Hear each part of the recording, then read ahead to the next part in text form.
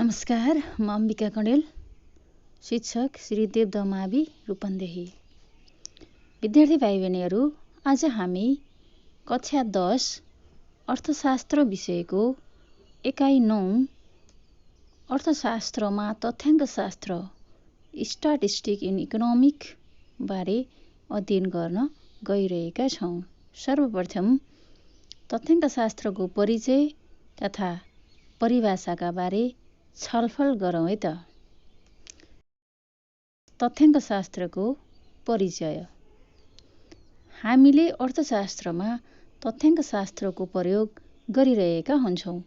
यसको जन्म कहिले र कहाँबाट भयो भन्ने यकिन गर्न नसकिए पनि यो सयौं वर्ष अगाडि मानव समुदायसँग नै उत्पत्ति भएको हुनुपर्दछ, किनकि मानव जीवनका दैनिक समस्याहरू जस्तै लेनदेन गर्न, उत्पादन गर्न, वस्तुभाउहरूको गणना गर्नका लागि नजान्दै पनि तथ्याङ्क शास्त्रको प्रयोग हुने गर्दथ्यो।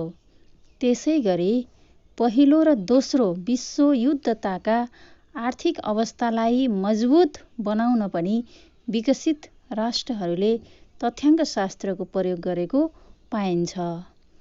नेपालको सन्दर्भमा पनि लिच्छवी कालभन्दा अगाडि नै गुठी सञ्चालनका लागि काठमाडौँ उपत्यकामा घरधुरीको लागत लिने प्रमाणहरू भेटिएका छन्। यसै गरी राजा पृथ्वीनारायण शाहको पालामा केही तथ्याङ्कहरूको आधारमा गोर्खा राज्यको सैनिकहरूलाई आवश्यक पर्ने रकम जुटाउन घरधुरीको गणना गरेको इतिहासमा पाइन्छ। विद्यार्थी भाइ बहिनीहरू, अब हामी तथ्याङ्क शास्त्रको परिभाषातर्फ लागौँ है त। तथ्याङ्क शास्त्रको विकासका विभिन्न चरणहरू सँगसँगै यसका परिभाषाहरू पनि विभिन्न तरिकाले दिएको पाइन्छ। सामान्यतया तथ्याङ्क शास्त्रलाई एकवचन र बहुवचन गरी दुई भागमा विभाजन गरी परिभाषित गरिएको छ। एकवचनको आधारमा तथ्याङ्क शास्त्रलाई परिभाषित गर्दा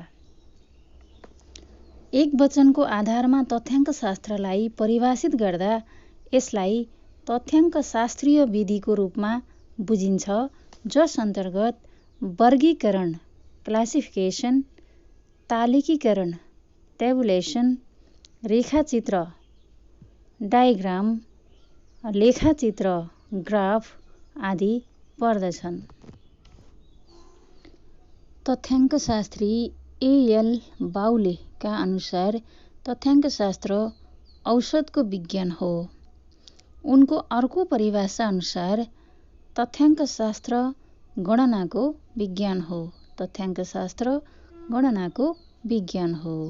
त्यस्तै अर्का तथ्याङ्क शास्त्री प्रो बडिङटनका अनुसार अनुमान र सम्भावनाको विज्ञान नै तथ्याङ्क शास्त्र हो। यसै गरी अर्का तथ्याङ्क शास्त्रीद्वय क्रोन्स्टन र काउडेनका अनुसार तथ्याङ्क शास्त्रलाई सङ्ख्यात्मक तथ्यहरूको सङ्कलन, प्रस्तुतीकरण, विश्लेषण तथा व्याख्या गर्ने विज्ञान हो भन्न सकिन्छ।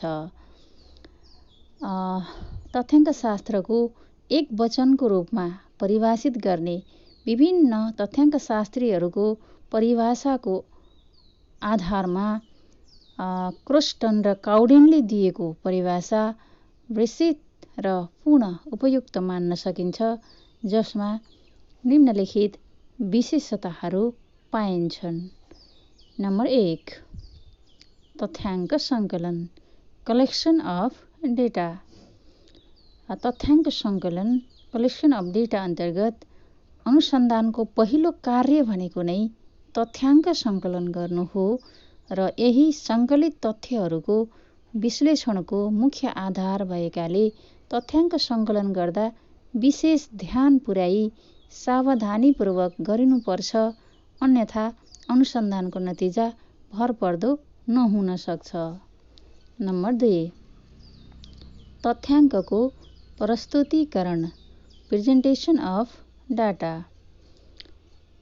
विभिन्न स्रोतहरूबाट तथ्याङ्क सङ्कलन हुन सक्दछ। यसरी प्राप्त गरिएको आँकडाहरूलाई सुव्यवस्थित तवरले मिलाएर राख्नु पर्दछ।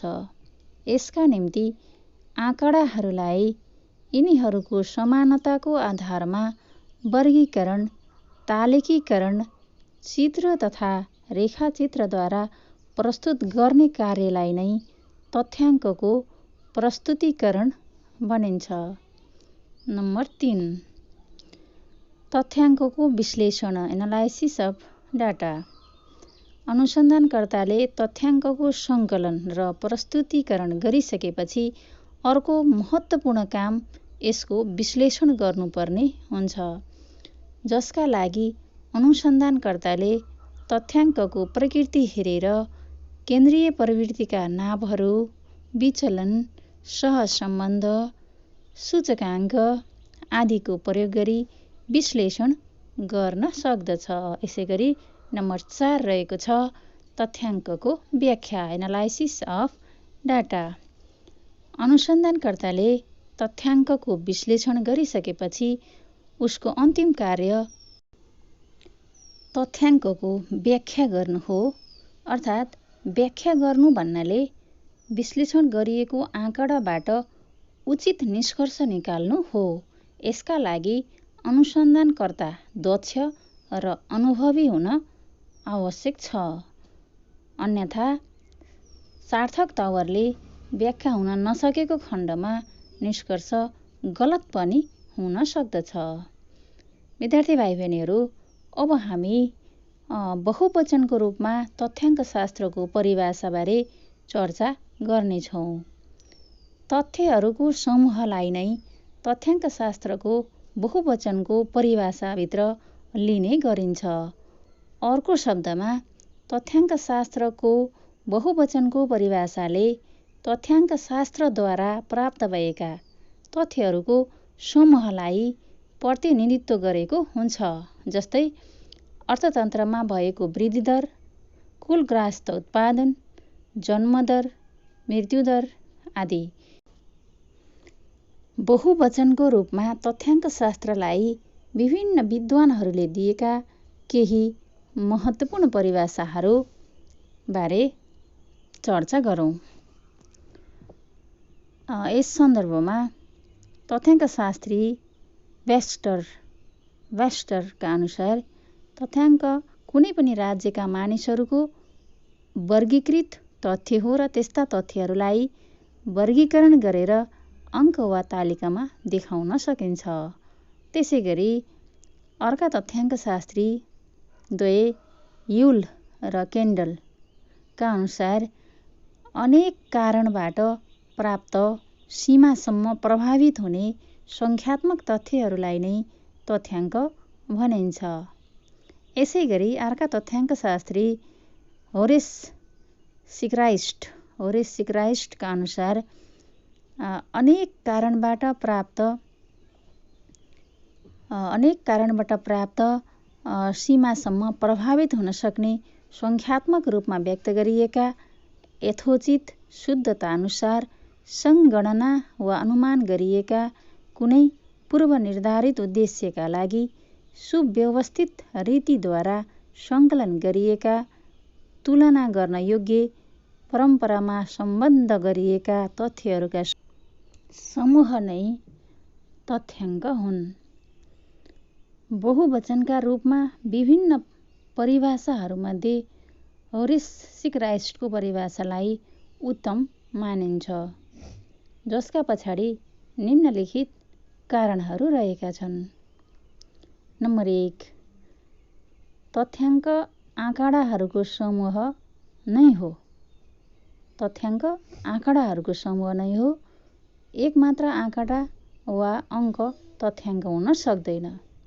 नम्बर 2, तथ्याङ्कलाई सङ्ख्यात्मक रूपमा प्रस्तुत गरिनुपर्छ। नम्बर 3, तथ्याङ्कहरू विभिन्न कारणबाट प्रभावित हुन्छन्, जस्तै सिँचाइ, वर्षाको परिमाण, मलको किसिम आदि। 4 नम्बर, आवश्यकता अनुसार तथ्याङ्कको प्रकृति हेरी तथ्याङ्क गणना विधि वा अनुमान विधि जुनसुकै पनि प्रयोग गर्न सकिन्छ। नम्बर 5, तथ्याङ्क सुव्यवस्थित ढङ्गबाट सङ्कलित गरिएको हुनुपर्दछ, किनकि जताभावी सङ्कलित गरिएका तथ्याङ्कको नतिजा गलत हुन सक्छ। तथ्याङ्कहरूलाई एक आपसमा तुलना गर्न मिल्ने गरी आपसी सम्बन्धको आधारमा मिलाएर राख्नु पर्दछ। विद्यार्थी भाइ बहिनीहरू, यसका साथसाथै हामी आजको पाठको अन्तमा आइसकेका छौँ। अर्को कक्षामा हामी तथ्याङ्कका कार्यहरू र यसको महत्त्वबारे चर्चा गर्नेछौँ। तपाईँको सिकाइ प्रयास सफल रहोस्। धन्यवाद।